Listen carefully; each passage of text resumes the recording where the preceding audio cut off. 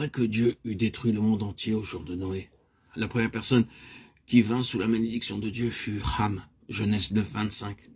Ham fut le père de Canaan. Noé, le prédicateur de la justice, s'enivra et sa nudité fut découverte dans sa maison.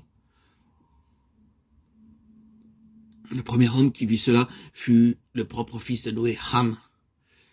Il courut dehors crier la nouvelle à ses deux frères. Quel acte d'irrespect. Mais lorsque les deux autres fils entendirent cela, ils ne regardèrent pas la nudité de leur père. Ils marchèrent à reculons et couvrirent sa nudité avec une couverture. Ham eut un cœur rebelle. Noé, l'homme hautement estimé de Dieu, faillit. Mais au moment où il faillissait, cela donna une occasion pour la rébellion de se manifester. À cause de cette rébellion, Ham se plaça sous la malédiction. Les autorités nommées par Dieu peuvent faillir, mais ce n'est pas à nous de leur résister. Sans se soucier de savoir combien déraisonnables elles peuvent nous paraître, nous sommes commandés de leur obéir, et non pas de se rebeller contre elles. Nous n'avons pas l'autorité pour faire cela. Voici un exemple tiré de la vie de David.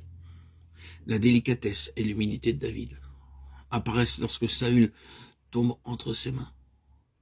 David épargna la vie de Saül. David résolut qu'il ne lèverait pas la main contre loin de l'Éternel. L'autorité spirituelle est une affaire très sérieuse. Le livre des Éphésiens est spécialement significatif pour le croyant parce qu'il révèle tout ce qu'il possède en Christ. La conduite temporelle de l'Église dans les choses mondaines est incluse dans l'enseignement central des Éphésiens. C'est le seul moyen de goûter la plénitude de Dieu. Paul dit, « Serviteurs, obéissez à vos maîtres selon la chair, avec crainte et tremblement, dans la simplicité de votre cœur comme à Christ. » Éphésiens 6, 5. Les principes mentionnés ici sont applicables pour n'importe quelle relation avec les employeurs. Quel que soit notre patron sur notre lieu de travail, nous devons servir comme étant sous l'autorité du Seigneur. Il peut être le diable incarné, mais cela ne donne pas le droit de l'insulter ou de parler derrière son dos. Quoique des employeurs soient enclins à avoir en vue beaucoup de bonnes choses pour les employés, le Seigneur voit tout et récompense tout.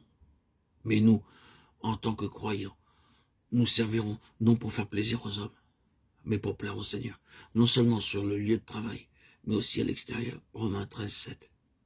Il faut rendre le droit et le devoir à qui cela est dû. Enfin, nous devons apprendre l'obéissance dans l'Église. Obéissez à vos conducteurs et ayez pour eux de la déférence, car ils veillent sur vos âmes. Comme devant en rendre compte, qu'il en soit ainsi, afin qu'ils le fassent avec joie, et non en gémissement. Non en gémissant, ce qui ne vous serait d'aucun avantage. Hébreux 13, 17. Notre obéissance devrait être totale et non une obéissance partielle, non pas une crainte d'esclave, mais d'amour. Rappelons-nous ce que notre Seigneur dit dans Jean 14, 15. « Si vous m'aimez, gardez mes commandements. » Notre obéissance doit être motivée par l'amour. Quoique Christ soit le roi des rois et le Seigneur des seigneurs, cependant il devint un esclave pour notre intérêt, et fut obéissant même jusqu'à la mort de la croix, parce qu'il a tout donné pour nous. En retour, par amour pour lui, je veux lui obéir en chaque chose. Si nous obéissons dans l'amour, nous surpassons toujours ce que nous pouvons faire sous sa loi.